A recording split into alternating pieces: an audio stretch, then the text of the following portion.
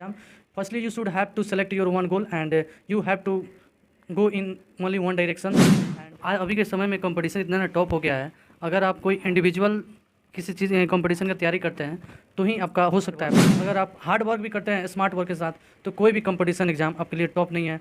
और अभी के समय में बहुत ज़्यादा कंपटीशन टॉप हो चुका है, लेकिन अगर आप हार्ड वर्क ना कर स्मार्ट वर्क करते हैं तो आपके बहुत ही बेहतर रहेगा। क्योंकि हार्ड वर्क इसलिए नहीं बोल रहे हैं क्योंकि हार्ड वर्क गधा भी करता है। सुना है कि यूपीएससी में लोग सीट पहले ऊपर से ही खरीद लेते हैं। जो स्टूडेंट अगर 4 अटेम्प्ट तैयारी करे, 4 साल बर्बाद करे और उसके बाद अगर पेपर लीक हो जाए तो वो बहुत ज़्यादा डिप्रेशन जाता है। जय हिंद दोस्तों, आज हम लेके चलने वाले हैं, आज हम आ चुके हैं पटना में, और पटना में आज हम एक बीपीएससी एस्पिरेंट है उनसे मिलेंगे और उनसे बात करेंगे और देखते हैं कि उनकी डेली रूटीन के बारे में, उनके सिलेबस के बारे में, कैसे पढ़ते हैं, किस प्रकार से पढ़ते हैं, और बीपीएससी की तैयारी कर रहे हैं तो किस प्रकार की समस्याओं का सामना करना पड़ता है।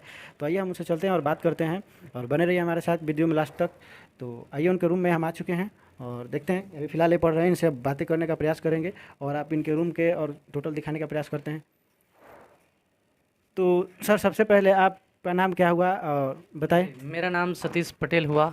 अभी हम वेस्ट चंपारण से बिलोंग करते हैं और अभी मैं यहाँ पटना में सेल्फ स्टडी कर रहा हूँ और बीपीएससी का तैयारी कर रहे हैं। अभी फ़िलहाल एयरफोर्स से मूव हो गए हैं।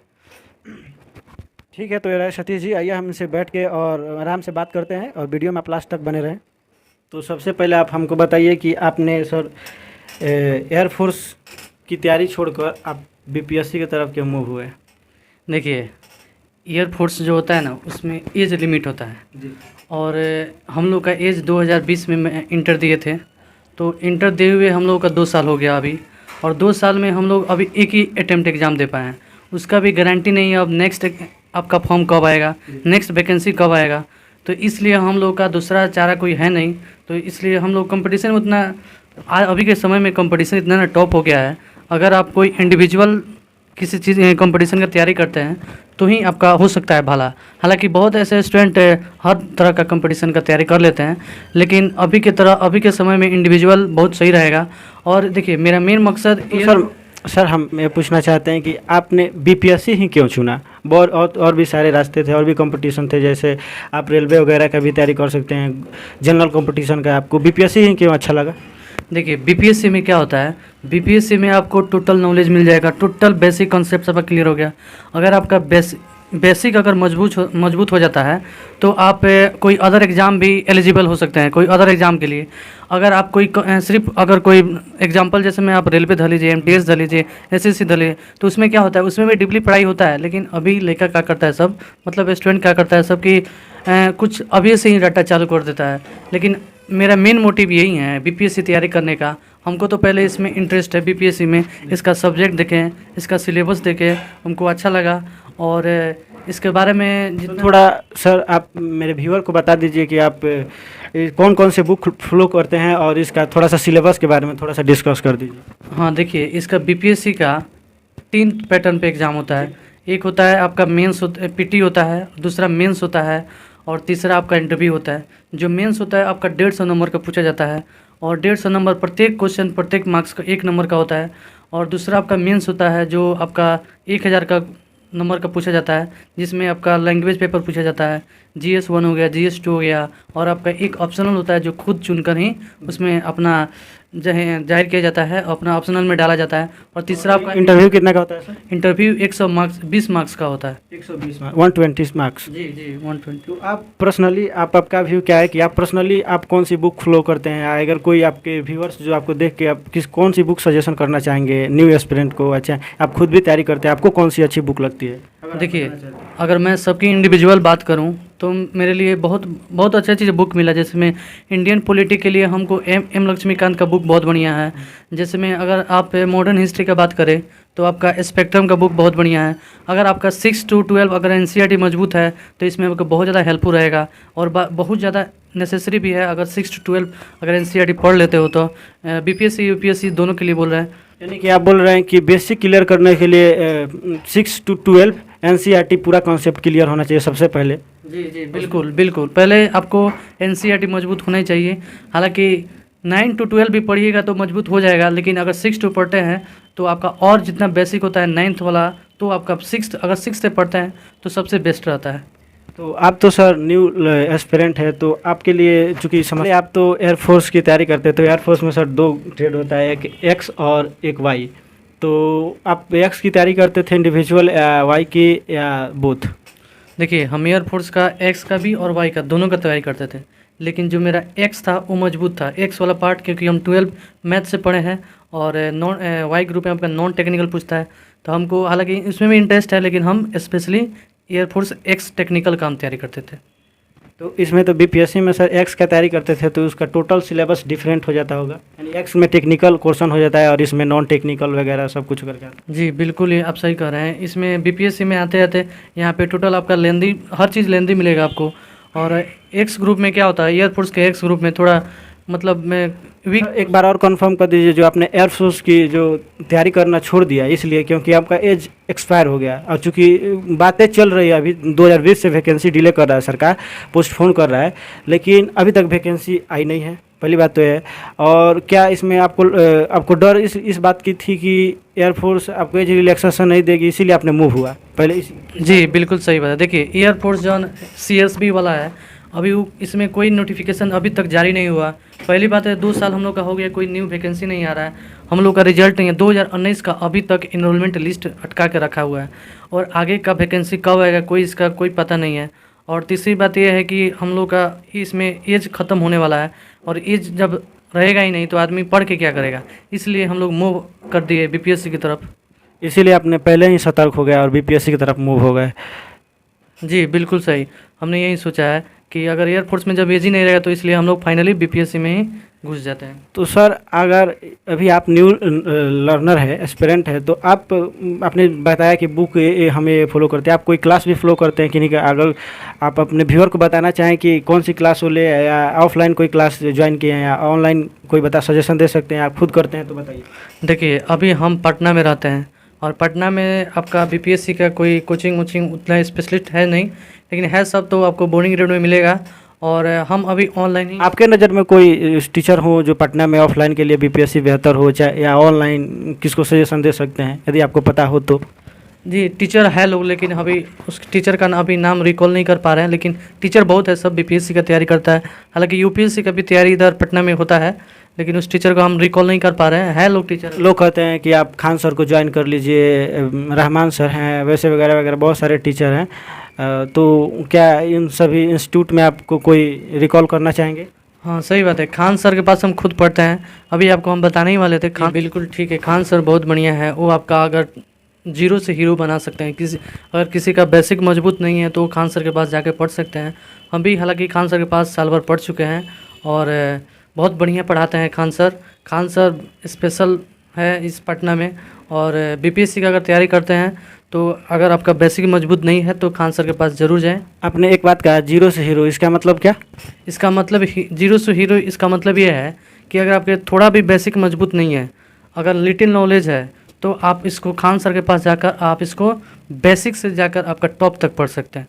यानी आप एक तरह से देखा जाए तो खान सर बेसिक से लेकर आपको टॉप तक क्लियर करते हैं। जी बिल्कुल। और सुना है कि ऐसे पढ़ाते हैं वो कि बच्चों के दिमाग में विजुअलाइज हो जाता है। वैसे ही पढ़ाते हैं। अगर उनके क्लास में आप पढ़ते हैं तो आपको याद करने की ज़रूरत ही नहीं है, वो क्लास में ही याद कराते हैं, और नोट्स तो आपको बनाने की ज़रूरत ही नहीं पड़ेगा। वो बहुत ही हेल्पफुल टीचर है, ऐसा पढ़ाते हैं जो क्लास में ही याद करा देते हैं। चलिए, ये तो रही खान सर की बात, और उनके अलावा किसी और को आप सजेस्ट करना चाहेंगे ऑफलाइन पटना में? हाँ, पटना में भी ऑनलाइन ऑफलाइन है, और आपको बोरिंग रोड साइड में मिलेगा, वहाँ पे आपका बहुत ज़्यादा यूपीएससी बीपीएससी का कोचिंग मिलेगा, वहाँ पे आप कांटेक्ट कर सकते हैं। चलिए, हम यहाँ पे किसी पर्सनल इंस्टीट्यूट, कोचिंग और संस्थान की बात नहीं कर रहे हैं, ऐसे इनका पर्सनल सजेशन हो सकता है कि इसके एवज में आपका राय सजेशन अलग हो सकता है। ये जो था इनका सजेशन था, ये अपना बताएं। और इनसे अगला मेरा सवाल होगा कि बात ऑनलाइन आप किनको सजेशन करना चाहेंगे? आपको कोई ऐसा इंस्टीट्यूट या ऑनलाइन कोई संस्थान हो जिसको आप बच्चों को बता सकते हैं तो बताइए। देखिए, ऑनलाइन है जो आपका प्लेटफॉर्म बहुत ज़्यादा है, लेकिन आप करियर विल को आप फॉलो कर सकते हैं। उस पर बहुत ज़्यादा मैक्सिमम टीचर्स हैं, आप उसको फॉलो कीजिए, बहुत ज़्यादा आपको प्रॉफिट मिलेगा। करियर विल ऑनलाइन में खान सर भी पढ़ाते हैं ऑनलाइन? हाँ, ऑनलाइन खान सर भी पढ़ाते हैं। क्या उनको भी बच्चे ज्वाइन कर सकते हैं? हाँ, उनको भी बच्चे ज्वाइन कर सकते हैं। खान सर अगर पटना में रहते हैं तो आप ऑब्वियसली उसको ज्वाइन कीजिए। बहुत सारे ऐसे बच्चे होते हैं बोलते हैं पहले लोग बोलते हैं कि बीपीएससी बहुत हार्ड होता है, तो आपके नज़र में क्या लगता है कि सही में बीपीएससी हार्ड है क्या? नहीं, देखिए बीपीएससी या यूपीएससी कोई एग्ज़ाम हार्ड नहीं होता है। अगर उसको स्टूडेंट लगन से पढ़ना चाहे तो कोई भी एग्ज़ाम टॉप नहीं होता है।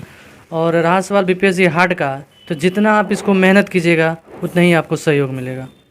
चलिए, तो सर आप एक बात बोल रहे थे कि मैंने जनरल कंपटीशन में नहीं घुसा क्योंकि यहाँ पे जो होती है डिले होती है। मेन कारण लिया जाए तो देखा जाए कि रेलवे अपना डिले करती है, क्या यही तो कारण सब नहीं रहा कि या इसी सब सरकार की गलत या कह सकते हैं सिस्टम की गलत रवैया को देख कर आपने जनरल कंपटीशन में तो नहीं घुसा, या और क्या कारण रहा? जी, यही सब कारण। देखिए रेलवे में क्या होता है, एनटीपीसी में क्या होता है कि आप 2017 में एग्ज़ाम अगर उसको आप एग्जामिनेशन वैकेंसी आता है तो उसको फॉर्म भरवाते हो 2019 में सर। हाँ, मान लीजिए आपका 2019 में फॉर्म भरवाते हो तो आपका 4 साल बाद उसका एग्ज़ाम लोगे, 2 साल बाद आपका उसका एक रिजल्ट दोगे। ये सब बहुत ज़्यादा डिले है इसमें ज़्यादा आपका समस्या आने के कारण हम सीधे एयरफोर्स यही सोचे कि आपको बता दूं कि इन्होंने सोचा जो 5 साल या 6 साल में जनरल कंपटीशन में बर्बाद करूंगा, वो 5 साल या 6 साल अगर मैं अपने बीपीएससी वगैरह यूपीएससी वगैरह में अपने दे देता हूं तो या एक बढ़िया कह सकते हैं प्रतिष्ठित, वैसे तो सब बढ़िया जॉब होता है, इसमें बीपीएससी में कह सकते हैं बढ़िया एक पोस्ट या प्रतिष्ठित जॉब मिल सकता है। जी, बिल्कुल सही बोल रहे हैं। तो इसमें भी तो सुने हैं कि बीपीएससी में सब सेटिंग करता है लोग, तो इसमें आपका क्या राय है कि यह बात सही है क्या कि बीपीएससी में भी सेटिंग होता है, लोग ऊपर से ही सीट खरीद ले जाते हैं? जी देखिए, अभी के समय में इतना ना बहुत ही आपका इनकन्वीनियंस रह गया है स्टूडेंट के लिए, और स्टूडेंट के लिए बहुत ज़्यादा दिक्कतें आ रहा है कि अगर कोई एग्ज़ाम निकाल भी लेता है ना तो उसको आगे जाकर प्रॉब्लम को झेलना पड़ गया। प्रॉब्लम जैसे किस प्रकार का प्रॉब्लम सर? देखिए, जैसे में एग्ज़ाम निकल गया, कुछ जैसे मेरे दोस्तें था सब, उसका एग्ज़ाम निकल गया, उसका सेकंड फेज के लिए जब एग्ज़ाम देने गया तो उसका आपका थंब का उठेबे नहीं गया, उसका फादर्स नेम गलती। मेरा सवाल था कि सुने हैं कि बीपीएससी में लोग सीट पहले ऊपर से ही खरीद लेते हैं। हाँ, तो इस बात में कितना सच्चाई है? जैसे मतलब मेरा कहने का अर्थ है कि जिन बच्चों को वास्तविक में जो बच्चे मेहनत करके आगे बढ़ते हैं उन लोगों को सीट नहीं मिल पाता है, चूँकि तो सीट पहले से ही बिक चुकी होती है। तो बीपीएससी के एस्पिरेंट अभी जो मीडिया में वायरल हुआ था कि प्रश्न पत्र बीपीएससी का लीक हो चुका था, तो यानी कि कह सकते हैं कि एक तरह से सीट पहले से बिक चुका था। तो जी बिल्कुल आप कह सकते हैं, लेकिन हम लोग का क्या है कि हम लोग है अपने टोटल स्टडी 100% ही देंगे। हम लोग उतना उसको इंटरफेयर नहीं कर सकते कि इसमें मिनिस्टर का हाथ है कि किसका हाथ है, लेकिन हालांकि अभी जितना देखने को मिला। आपको क्या लगता है इसमें किन प्रकार के लोगों का हाथ हो सकता है? देखिए इसमें है ना, अगर हमारा बिहार जो सिस्टम है, बिहार गवर्नमेंट है, उसी का हाथ ऑफकोर्स हो सकता है। इसलिए क्योंकि बीपीएससी का क्वेश्चन बिहार का नंबर 1 एग्ज़ाम है, अगर उसमें आपका पेपर लीक हो रहा है यानी कि बिहार गवर्नमेंट का कुछ फॉल्ट है, उसमें उसका पेपर लीक का यानी इसमें आपका कहने का अर्थ है कि या इसमें बिहार सरकार को कड़ी मतलब कि रखना चाहिए नज़र? जी बिल्कुल, इसमें इंक्वायरी बैठाना चाहिए। देखिए बिहार का इज्जत का सवाल है, बिहार का इज्जत ख़त्म हो गया। बीपीएससी का क्वेश्चन अगर लीक हो जाता है तो बिहार का इज्जत ही कहाँ रह गया, और इसको कड़ी से कड़ी इस पर ध्यान देना चाहिए बिहार गवर्नमेंट को, सिस्टम को इस पर। अच्छा, आपको क्या लगता है बीपीएससी के प्रश्न पत्र वायरल होने से बच्चों को पर किस प्रकार के प्रभाव पड़ेगा? मैंने तो सुना था कि बच्चे घर से पड़ोसी से 1000-2000 रुपया लेकर एग्ज़ाम देने के लिए एग्ज़ाम सेंटर पे दूर दूर तक जाते हैं, और इस स्थिति में क्वेश्चन पेपर वायरल हो जाते, इस प्रकार से बच्चों की मतलब कह सकते हैं बच्चों पर किस तरह का बुरा असर पड़ता है? देखिए ये बच्चों की बात है तो बच्चे पर बहुत ज़्यादा डिप्रेशन वाला बात है, क्योंकि जो लड़का अगर 3 साल से 4 साल से, देखिए बीपीएससी का क्वेश्चन हालांकि कोई निकालता है लेकिन फर्स्ट अटैम्प्ट सेकंड अटैम्प्ट में निकलता नहीं है, लेकिन जो लड़का अगर जो स्टूडेंट अगर 4 अटैम्प्ट तैयारी करे, 4 साल बर्बाद करे और उसके बाद अगर पेपर लीक हो जाए तो वो बहुत ज़्यादा डिप्रेशन में जाता है। तो इसका जो बीपीएससी का क्वेश्चन लीक होने के कारण स्टूडेंट पर बहुत ज़्यादा डिप्रेशन पड़ता है, और ये बहुत ही शर्म की बात है। और इसका बहुत यानी कह सकते हैं कि बीपीएससी का तैयारी करने में इन सभी प्रकार का समस्याओं का सामना करना पड़ता है। जी, इसको सभी प्रकार का समस्या का सामना करना पड़ेगा, और इसको अगर बीपीएससी एस्पिरेंट है तो आपको पेशेंस रखना ही पड़ेगा। इसमें सरकार आप लोगों की मतलब कह सकते हैं इस सिस्टम को, गलत सिस्टम को सुधारने के लिए या गलत रवैया को सुधारने के लिए सरकार इसमें क्या कर सकती है? देखिए सरकार को स्ट्रिक्ट रहना चाहिए, सरकार को एक्शन लेना चाहिए, और ओवरऑल कहा जाए तो बीपीएससी का क्वेश्चन लीक हुआ है तो इसमें गवर्नमेंट को एक्शन अवश्य लेना चाहिए।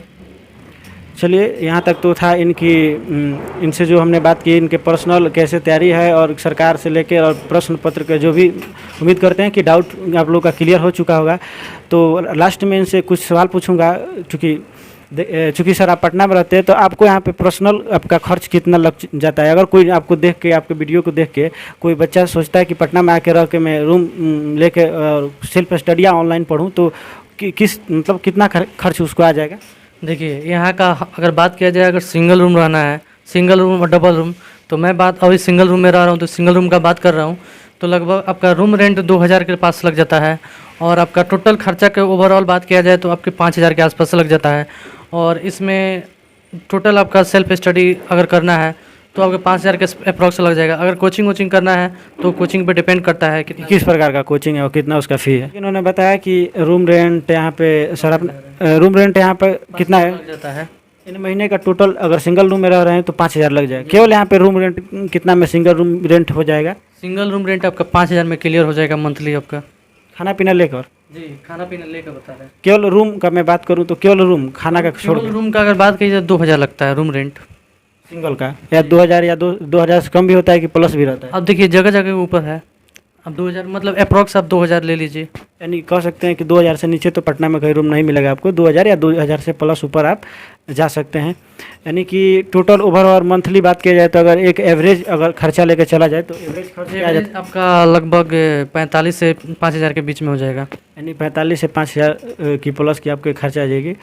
तो एट लास्ट इनसे हम एक सवाल पूछना चाहेंगे, और वो सर आप न्यू एस्पिरेंट को क्या कहेंगे जो आपकी वीडियो देखकर आपको मतलब कि बीपीएससी की तैयारी करना चाहते हैं, उनके लिए आपको कोई संदेश? देखिए, संदेश हमारे न्यू कमर्स के लिए यही देना चाहेंगे, कोई भी क्षेत्र में आप कोई भी कंपटीशन में हो, बीपीएससी, यूपीएससी या एनी अदर कंपटीशन, सब चीज़ का कंपटीशन कितना भी टॉप हो, सबका एक ही राज है, हार्ड वर्क। अगर आप हार्ड वर्क भी करते हैं स्मार्ट वर्क के साथ, तो कोई भी कंपटीशन एग्ज़ाम आपके लिए टॉप नहीं है। और अभी के समय में बहुत ज़्यादा कंपटीशन टॉप हो चुका है, लेकिन अगर आप हार्ड वर्क ना कर स्मार्ट वर्क करते हैं तो आपके बहुत ही बेहतर रहेगा। क्योंकि हार्ड वर्क इसलिए नहीं बोल रहे हैं क्योंकि हार्ड वर्क गधा भी करता है, उसमें और उसमें फ़र्क क्या रहेगा। इसलिए आप कोई भी इंडिविजुअल कंपटीशन को सेलेक्ट कीजिए और उसको आप सही वे में ले जाइए, सही डायरेक्शन में ले जाइए। और आप जिस कंपटीशन का इंडिविजुअल तैयारी करते हो या कोई भी हो गया, BPSC, UPSC, any other competition exam, firstly you should have to select your one goal and you have to go in only one directions. And आपको बस मेरा यही आप लोगों का एडवाइस रहेगा, स्मार्ट वर्क कीजिए, लेबर हार्ड गधा जैसा मत कीजिए। चलिए सर, बहुत अच्छा लगा इनसे बात करके, उम्मीद है कि फ्यूचर में बेहतर करें। और ये थे सतीश जी, और इनकी कहानी थी अभी पटना की, और इनके रूम की स्थिति सब दिखाया और दिखाने का प्रयास किया, और इनके माध्यम से जो भी हो सका इन्फॉर्मेशन लेने का और बताने का भी आपको प्रयास किया। तो आप बताइएगा वीडियो कैसा लगा, और हमसे जुड़ने के लिए आप हमें सब्सक्राइब कर सकते हैं, सपोर्ट करने के लिए लाइक और सब्सक्राइब कर सकते हैं। तो सर, जय हिंद। जय हिंद सर।